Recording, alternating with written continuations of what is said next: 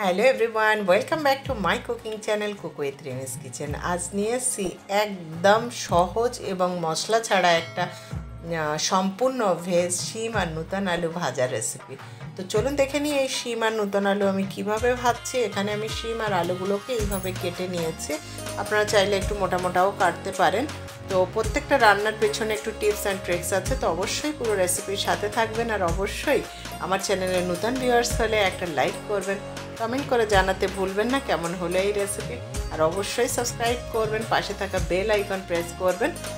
আমি এখানে শিম আলুটা ভাজার জন্যে এখানে তেল নিয়ে নিয়েছি, আর তার মধ্যে আমি 3-4টে শুকনো লঙ্কা এখানে কেটে দিয়ে দিলাম।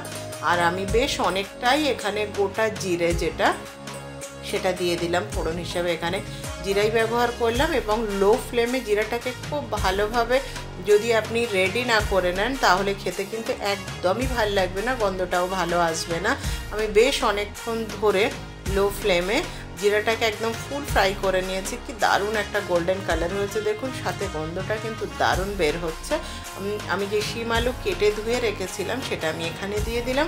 এখানে প্রথমেই একটা টিপস দিয়ে দিচ্ছি, এখানে আমি অনেকটা পরিমাণে ভাজাটা দেখাবো। তার একটাই কারণ হচ্ছে অনেকে বলে যে অনেকটা ভাজি একসঙ্গে যদি আমরা করি তাহলে সব ঘেটে ফেটে যায়, খুব ভালো রকম ভাজা যায় না। কিন্তু আমি যে টিপস দিচ্ছি সেটাতে কিন্তু একদমই ভাজি ঘেটে পেটে যাবে না এবং একদম আলাদা আলাদা খুব সুন্দর ভাজি হবে। রান্নাটা ফুল ফ্লেমে করবেন এবং কোনো রকম এখানে মশলা ব্যবহার করবেন না যতক্ষণ না পুরো জল শুকিয়ে যাচ্ছে এবং ভাজিটার মধ্যে একটু গোল্ডেন কালার যতক্ষণ না চলে আসছে ততক্ষণ কিন্তু দেবো না। আমার জলটা একদমই শুকিয়ে গেছে প্রায়। আমি এবার নাড়িয়ে দেখিয়ে দিচ্ছি। শিম আলু ভাজছি, দেখুন জলটা একদমই শুকিয়ে গেছে। আমি ঢাকাও দেব না এবং আমি গ্যাসের ফ্লেমটা ফুল রেখে রান্না করব, না হলে কিন্তু আলু শিম সবই গলে যাবে। জলটা একদমই কমে গেছে এবং হালকা গোল্ডেন ধরেছে। তারপরেই আমি এখানে একটু হলুদ গুঁড়ো দিলাম, খুব বেশি দেবেন না। যে কোনো নিরামিষ রান্নাতে এবং খুব কম মশলাতে যেটা আমরা রান্না করি হলুদটা খুব কম দেবেন, তাহলে দেখতে যেমন সুন্দর হয় খেতেও ভীষণ ভালো লাগে। আমাদের মাইন্ড অনেক সময় একটা জিনিসের লুক দেখে আমরা গ্রহণ করি না, তো এক্ষেত্রেও কিন্তু যেহেতু নিরামিষ রান্না সেহেতু যেন লুক আমাদেরকে একটা নিরামিষের একটা ব্যাপার মনে করিয়ে দেয়, এমনটাই আমরা মশলাটা ব্যবহার করব। তার জন্য হলুদটা ভীষণ কম দেবেন। আমি হলুদটা দেওয়ার পরে খুব নাড়িয়ে চাড়িয়ে কভার করে আমি এটা লো ফ্লেমে কিছুক্ষণ রান্না করলাম। দেখুন একদমই গলে গেছে, ভাজিটা প্রায় রেডি হয়ে গেছে। মোটামুটি রেডি হয়ে যাওয়ার ঠিক আগ মুহূর্তে কিন্তু আমি লবণটা ব্যবহার করব। লবণটা দেওয়ার সাথে সাথে কিন্তু আরও সফট হয়ে আসবে, আর কিন্তু এটা গোল্ডেন করা যাবে না। তো এটা মাথায় রাখতে হবে, যে কোনো ভাজার ক্ষেত্রে কিন্তু লবণটা শেষে ব্যবহার করবেন, তো দেখবেন সেক্ষেত্রে কিন্তু ভাজিটা ভীষণ সুন্দর একদম ছাড়া ছাড়া একটা হবে। তো আমি এখানে আন্দাজ মতো লবণ দিয়ে দিলাম,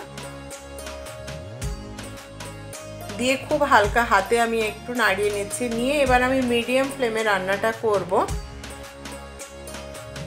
আমি কিন্তু এখন আর ঢাকাটা দেব না, কারণ সম্পূর্ণ রান্নাটা হয়ে গেছে। আমার ক্যামেরাতে একটু ধোঁয়া চলে গেছে, তার জন্য ঝাপসা হয়ে গেছে, গোল্ডেন হয়ে গেছে। আমি এখন 3-4টে কাঁচা লঙ্কা এখানে চিড়ে দিয়ে দিলাম জাস্ট একটা দারুণ গন্ধের জন্যে।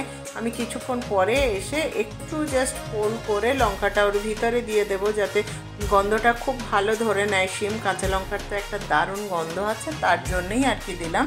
দিয়ে আমি এবার গ্যাসের ফ্লেমটা অফ করে ঢাকা দিয়ে দিচ্ছি।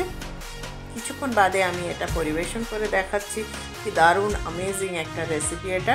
তো অবশ্যই আমি যে টিপস দিলাম আপনাদেরকে সেই টিপস অবলম্বন করে বানান। দেখুন একদম কেমন ছাড়া ছাড়া একদম ঝরঝরা একটা ভাজা রেসিপি এখানে দেখাতে পারলাম। আপনাদের কতটা ভালো লাগলো জানি না, ভালো লাগলে অবশ্যই কমেন্ট করে জানাবেন, আমার সাথে থাকবেন। আমার চ্যানেলে প্রচুর রেসিপি আছে, গিয়ে দেখবেন।